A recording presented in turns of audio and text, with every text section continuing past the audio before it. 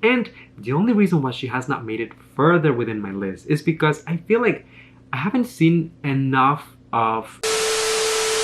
Hello everyone, welcome once again to my channel. It's your boy Luis Portelles, and for today's video we have a very special one because we're going to be talking about my top 12 leaderboard for Miss Universe Philippines 2022 so far, because we are just a few days ahead of the final announcement of the top 30 candidates that will make it to the second part of the competition. And for that reason, I really wanted to take a moment to look back at some of the previous challenges, some of the previous public appearances, interviews, and really reflect on the candidates that I believe, as of right now, are getting closer to the crown. Of course, this is an open conversation as everything on my channel, so whether you agree with me or not, let me know in the comment section and we can just talk about it. You might even be able to change my mind, although it takes a lot to do that, but you never know. While you're at it, don't forget to leave a like on this video so that it gets recommended to more people, and subscribe to my channel for more videos like this one almost every single day. So without further ado, I will see you right after the intro with my top 12.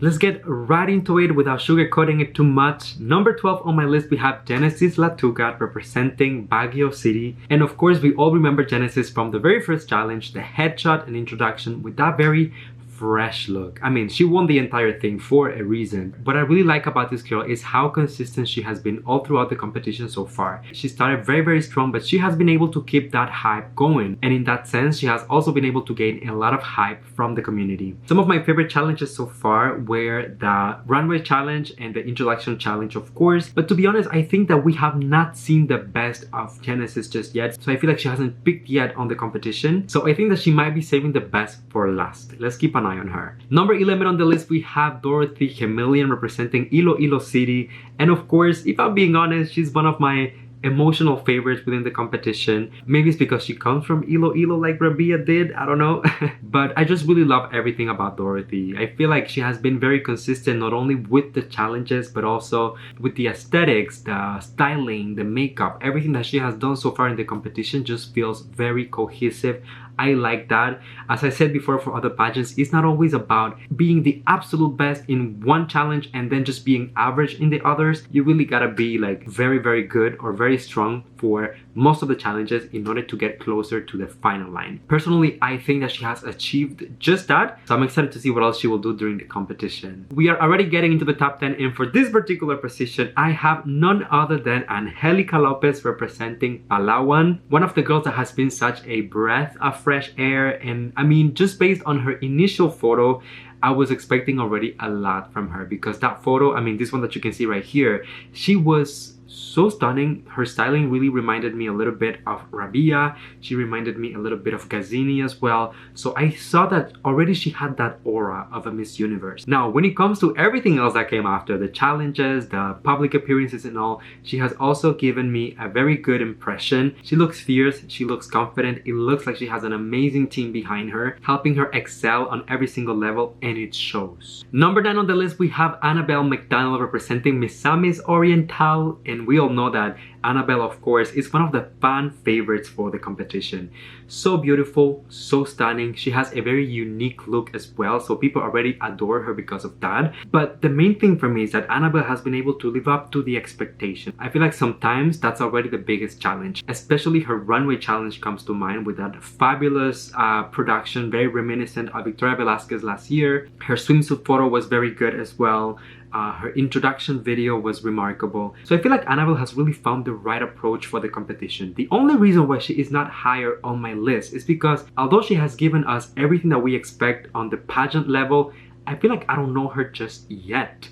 If I look at her social media, for example, there's only one post as of today, as of filming this video. So I don't feel like she has interacted with the community enough for us to feel like we know her on an individual and human level, rather than just being like the amazing, flawless, beautiful beauty queen that she is. So I hope that as we get closer to the top 30 and to the final moments of the competition, she is able to open up a little bit more, share more about who she is, her advocacy, and everything that she has planned so far for Miss Universe Philippines. Number 8 on the list, we we have CHANTAL SCHMIDT representing for Cebu City, another one of my emotional favorites during this competition. She was the very first candidate that I had the pleasure to interview during this year's edition of Miss Universe Philippines, and she honestly exceeded my expectations by far. Going into it, I told myself she is beautiful, she has a very unique style, and even like facial features. I think she's gonna do well during the competition. But deep down, I was thinking she is very young. This is her very first pageant, so I don't know to what extent she will have what it takes to go against some of the veterans in the competition, but she really proved me wrong.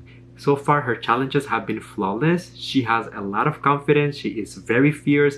Communication skills are amazing. If you have not watched our interview, please go ahead and check it out because you will be surprised. And you know what? The winner of this year's edition of Miss Universe, Herna Sandu, is very young as well. They're very close in age, so I don't see why she wouldn't be able to make it if given the opportunity. Number 7 on the list, we have ISABEL LUCHE representing Mandaue City. And of course, this girl already had a big hype around her because of her huge following on social media. We all know that ISABEL is a TikToker with over 1 million followers on that platform. And because of that, of course, there was a lot of attention on ISABEL. Let me tell you, her beauty is really remarkable. From the first moment that I saw her photo, she was one of the standouts in my opinion. She knows her features, she knows how to show the best version of herself, and she has been very smart when it comes to all of her challenges so far. And by that I mean that not only she has delivered on the technical aspects of being a beauty queen, the pasarela, and all of that, but also on the creative aspects. She has been one of the candidates that for every single challenge gave us something unique, something interesting, something eye-catching, rather than just showing what she can bring to the table. But of course, all of those things are produced. You have a team of people helping you.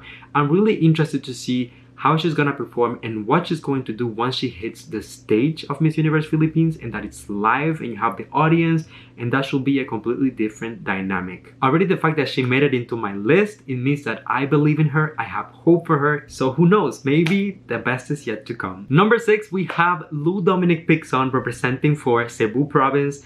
And to be honest, I feel like if anyone on this list, probably Lou is one of the biggest dark horses within my top pick. I cannot think of one single challenge of hers that let me down or that made me feel like she could have done more, or she could have improved a certain aspect. Everything was amazing, so good, so remarkable. Quality, the production, the delivery, the technique. She has been very consistent, and as I said earlier, consistency is key. It's not always about being the absolute best at everything, but being very good at everything. That's how you get to the final line. Coming from Cebu, you know that this girl is well trained. There's a lot of support in Cebu. Pageantry in Cebu is booming as of right now. It's really exciting, and for those reasons, I believe that Lou Dominic will be able to surprise us once she hits the Miss Universe Philippines stage. As I was telling you for other candidates, I feel like she has not peaked just yet within the competition. So if the stars align and her team is behind her and she's in the right mindset, she might be able to put on a show that will be unforgettable and hopefully achieve her ultimate goal. Who knows? It all depends of her and her performance, but the potential is definitely there. Alright, now we're getting to the top 5. Things are getting serious, and the candidate that I chose for the 5th position is Julia SAUBIER, one of the standouts of the competition so far. Julia is very interesting because not only she has experience in pageantry, having competed in Binibining Pilipinas back in the day,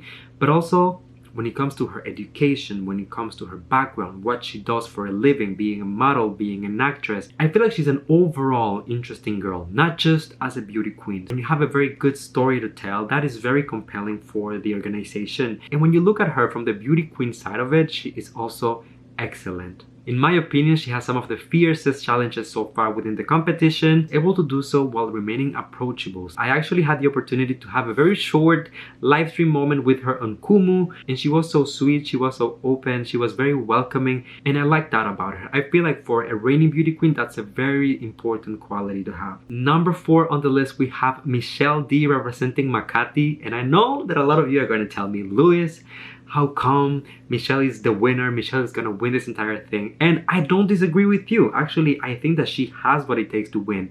But in my opinion, there is a lot of hype around Michelle, not only because of her background. I mean, like, she is one of the veterans of the competition, competing in Miss World previously, her mom having competed in Miss International as well. So there's, pageantry is in the family. She's also one of the girls that came into the competition already with a name, with a brand. The audience was already familiar with her. And the only reason why she has not made it further within my list is because I feel like I haven't seen enough of Michelle communicating or interacting with the audience, maybe like interviews, maybe like public appearances, for me to really be able to relate to her like that. And of course, you can go back and watch that content from the Miss World days and previous videos, but for someone who is new to the competition, for a new fan or someone like that, we don't have that much information about her. Like, we don't have that much material to get to know her on a personal level.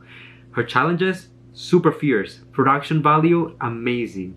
Immaculate, nothing to criticize. But I really feel like I need to find out more about who she is as a person. So maybe a few interviews. Michelle, if you watch this, come to the channel, girl. Let's have a little chit chat. Let's have an interview together. And who knows, she might win. I believe she has what it takes. And number 3 on the list, we have Pauline AMELINCKX representing Bohol.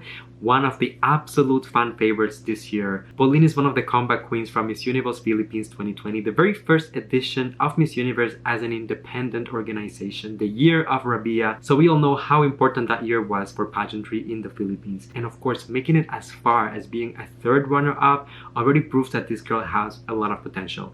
Well, I think that coming back into the competition, she looks a lot more confident, a lot more prepared. She looks like she has an amazing team behind her, and she has a very approachable, likable, and relatable aura. I mean that about the way that she looks, about the way that she behaves, and even the way that she expresses herself publicly. She was one of the candidates that attended the press conference for Miss Universe Philippines, and she did amazing. I'm actually having an interview with her within a few hours, so probably you already saw the interview before you watched this video, but she's an amazing speaker, so eloquent, and we also know based on previous experiences and her current challenges that she can deliver on a technical level as well. So I'm excited for her, and I really hope that the stars align. Now, number 2 on the list, we have Celeste CORTESI representing Pasay, and I know that for a lot of you, she is also your winner, and once again, believe me, I wouldn't mind if she wins. She is amazing.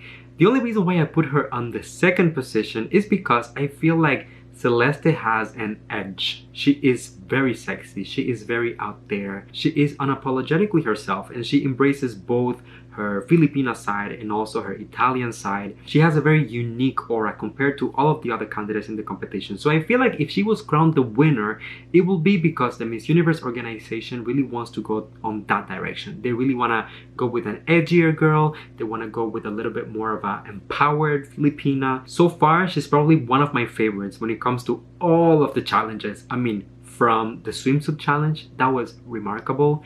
From her pasarela walk, just stunning. Her team has also posted some of her practice videos for pasarela, just the preparation for the competition. I mean, she is just so amazing. She already represented the Philippines internationally during Miss Earth 2018, and we all know how that went. There was a lot of backlash back then, a lot of critiques, a lot of people not happy with how she performed.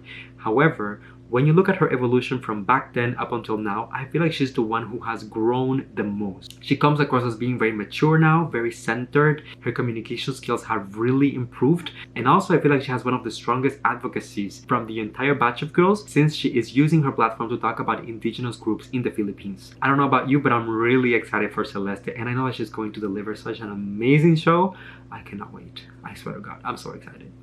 Alright, and finally, my number 1 pick so far within the competition. Let's not forget that all of this could change in any moment, but as of today, April 1st, 2022, my number 1 pick is Katrina Llegado representing for Taguig. Katrina, I mean, we could go through all of the challenges so far and everything that she has presented in the competition, and I will just be telling you like amazing objectives about her because it has been that good since the beginning. Headshot challenge, casting video, swimsuit video, pasarela challenge. I mean, just dance all across the board. And you know what? One of the reasons why I put her on my list is because this year, one of the topics that keeps on coming up is, you know, sending candidates who represent fairly the Philippines and Filipino women as well. And I believe that Katrina has the look, she has the background, and she has the potential to do that fairly. On top of that, she also has the international experience, having competed in Reina Panamericana, that although we know that Reina Panamericana is not a major pageant, it is still a very good experience and very challenging as well. Taking this girl out of her comfort zone and putting her in a Latin American country, just speaking Spanish and dealing with all of that